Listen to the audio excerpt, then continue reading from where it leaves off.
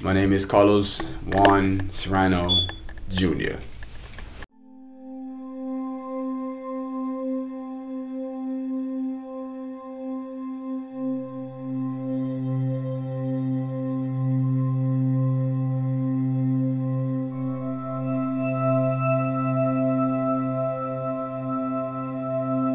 I was a part of the Lion Kings in New York City, Harlem to be specific. Carlos went to jail for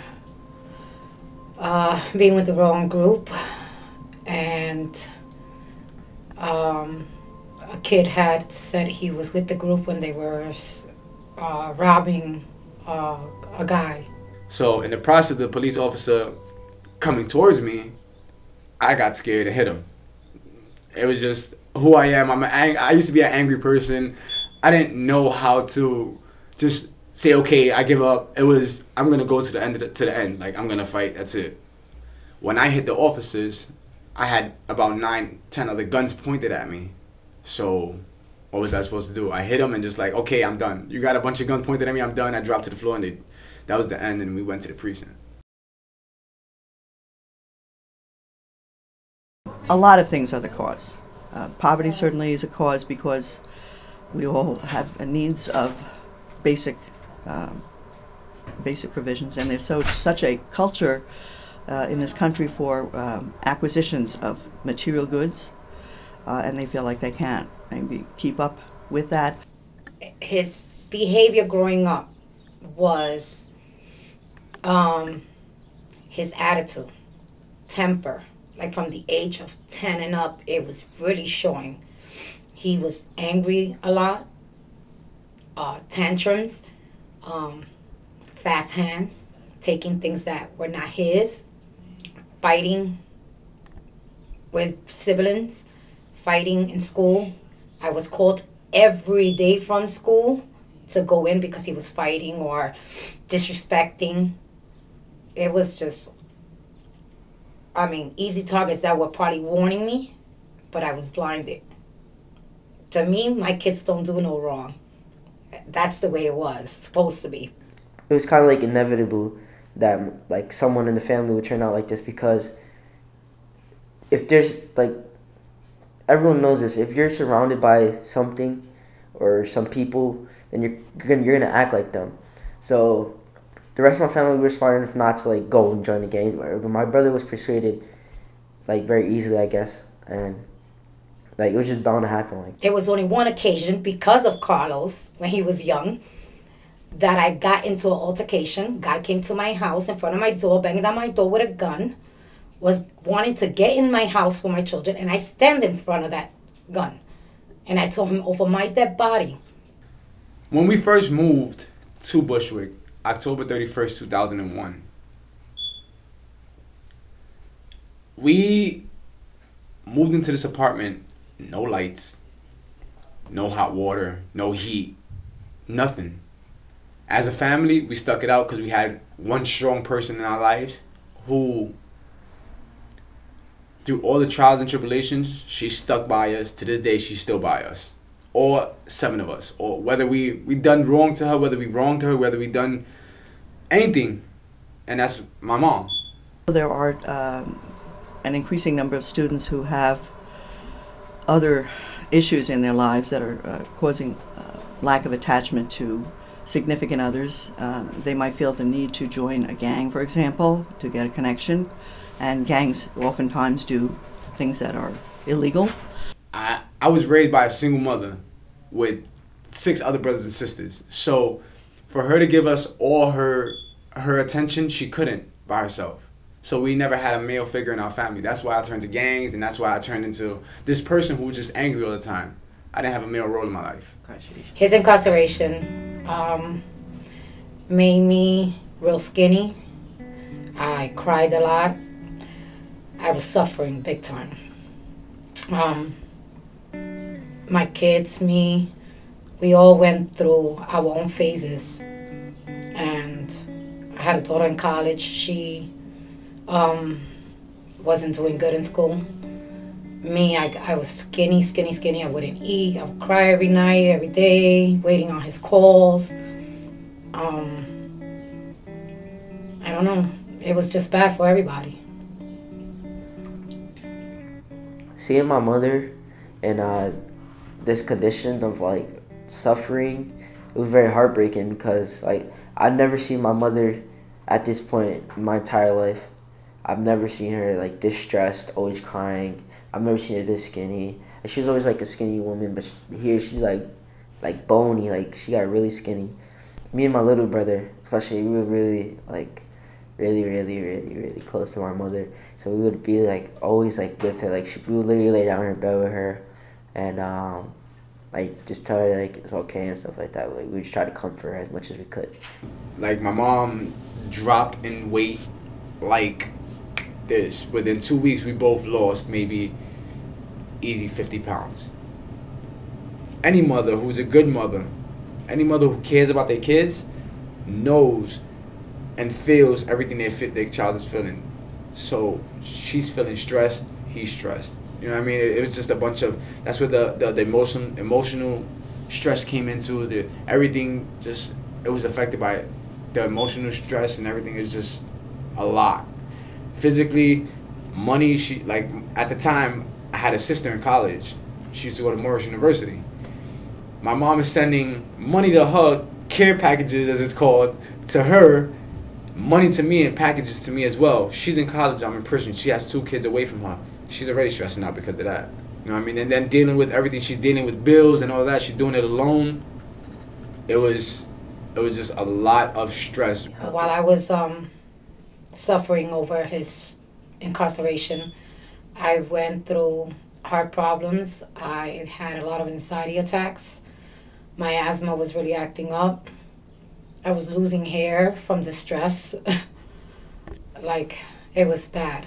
Certainly parents would feel a great sense of that they failed if their child is in prison. I felt like I was responsible. I felt like, where did I go wrong with my children? That's the main part. At that time, I would always be asking God, why? Was it me? Did I raise him wrong? Was I too strict? After a while, like, I just took it the way it comes. It was just sad for my mom to see her hurting, or even seeing him in there was sad. Like, me as his big sister, I felt like a lot of the times it's my job to protect all my brothers and sisters. So seeing him in there was like, I can't protect you in there. There's nothing I can do for you in there. In there, you're on your own. You have to take care of yourself. I can take this toothbrush, file it up, and make it into a shank, and poking your neck with it in your jugular vein, where I can kill you within 30 seconds. My first 2 weeks in prison, there was this guy who used to be a Lion King in the streets with me, the same tribe, same area, same everything. This dude, he was supposed to be X'd out meaning taken out of Lion Kings, and never to say he's a Lion King again. I came to him, as soon as I approached him, he pulled out a shank. I'm stuck now, like, what do I do? He just pulled out a shank. Now we're gonna have a knife fight right on the walkway where if we both get caught, we're going down for one more time. The dude swings at me, he catches me, just a nick. I feel it, that's when reality hit me, oh, I gotta get him. So now I back up, so what's up? The dude slipped, he went to swing, I weaved it, he slipped. I cut him over 132 times. Being able only to communicate with Carlos over the phone was hard. Waiting on a phone call. Sometimes he couldn't call, so we would be waiting days and days. So it was bad, not being able to speak to him at all. The conversation on a phone call when he first calls would be like, hi, mommy, love you. I'll be like, hi, papi, love you. How you doing? Are you staying out of trouble? Then we would start speaking about, he would start asking about his brothers, his sisters, his son. How's the family doing? I would end up crying on the phone because I knew the time was getting close to it, just hanging up on you, because they don't even give you like a quick warning. You got 2 minutes and it hangs up on you. So I could have called every day if I wanted, but I didn't. Only because I didn't want to keep having my family go through what I was going through at the moment, whatever. Like how I was feeling, how, you know what I mean? What that day, how my day was going. I didn't want to explain how it really was going to them. So I just wouldn't call every day. I felt guilty that I was trying to stop everyone else's lives. You know what I mean? Just so they could talk to me for that moment. A conversation we had will be the one mainly, I think, maybe about his son. He wasn't here for the delivery. He wasn't here when his son was born. So every conversation was hard when it came to the son, because he will be the one mainly hurt that he wasn't there. So it was always like, it was bad, but then in a way it was good, because he knew I was helping him out when it came to his son. So yeah, that would probably be it about his son. I just gave up and wanted to just say everything, and I'm gonna be just like every other guy in this place, the toughest guy. You know what I mean? I'm gonna do what everybody else does. I probably could have made myself stay longer. I called her. I'm like, Mom, how am I supposed to deal with all of this? She's like, you just have to keep strong and know that we're always here to support you. I'm like, but Ma, I'm not strong enough for this. Like, I can't emotionally. I'm not strong enough. I'm a baby next to all these dudes in here. Basically, she's like, look, you gotta suck it up, stop being a kid already, and just keep doing what you're doing. You're on a good path. You're in school in there. You're doing your thing in there. Suck it up. My mom came when she could. I don't blame her, you know what I mean? I'm not her main priority. I'm not an only child, you know what I mean? So when she came, she came. You know what I mean? It was far and few, but when she did come, she always brought joy with her that just gave me some type of joy, like some type of happiness. Seeing him that amount of times, it was hard money-wise. It was hard leaving him there. It was hard for the boys, the sisters, the brothers, to go and see him, and that's the only way they got to see him. It was just hard seeing any family member being behind bars. For me, mainly, since I'm the mom, I used to cry every time. There was not one day I didn't cry having to leave his behind there. When my son was released, it was like the most happiest day of a mother's life. Seeing a child in jail is not, it even makes me want to cry, because it's not the way to go. I love my children to the end. And when he came home, it was like I had my heartbeat again. He's my twin. If you see him, he's my twin. We look alike. He acts like me a little bit, only in certain things. But he's, you know, my child. So when a child comes home, you're a proud parent. I was waiting outside for like a really long time because I was just very anxious to my brother, because like I visited him a couple times, but he was really far. He was like 10 hours away at one point. So I couldn't really visit him that often. But when he came, I was waiting outside, and I didn't recognize him when he was walking down the street. But when he got in front of the building, he was like, "What's up, kid?" And I was like, "What?" And then I just like, I went crazy, and I started yelling, "He's here! He's here!" And then and everyone just came out and started hugging him, whatever. And then my mom started crying. Everyone started crying, and it was just insane. My brother has changed since jail, because he's more like, he has like a clear mind of where he's trying to go in life. Like, he's really set on, like, he has his job. He wants to like provide for his kids, I guess. And like, you know, he's trying to be like a better person in life. I had to tell my son it was either you get out and be on your own and do what you have to do, because I was so stressed out that in order for him to do what he's doing now, to have a job, have his own place, live good, I had to really give him that tough love. I had to tell him, I'm moving. I left out of New York, but guess where he's at? He followed his mama, and he got his own place. He has a job. He's paying rent, bills, the way a man's supposed to be. So thank God for that. I guess tough love works on children. The way I think now than I did before is a lot more strategic. Meaning, I strategize a lot in my head a lot. So I do, like, for example, if I'm upset, I know that I'm that type of person. I'll see a wall, and that's the first thing I'm gonna hit. And the person who comes near me right after, I'm gonna put my fist to their face too. And it's just how I am. It's just my anger. But now, I look at it as, okay, I'm angry, I'm pissed off, so let me grab a book real fast. Because like I said, I'm an artist. I draw a lot. My art speaks 1,000 words, 1,000 languages. You know what I mean? It explains who I am. I sit there and I just start thinking and drawing whatever comes to my mind, how I'm feeling. I draw it, I draw it, I draw it, I draw it. And when I'm done drawing that one piece, I've strategized what I should do next. I don't think it's impossible for incarcerated people to get their lives back on track, but I think it's extremely difficult without support, and that can be through family support. I can actually say I'm actually proud of him, you know, because he's working, something he didn't do before. He has his own place, his own home.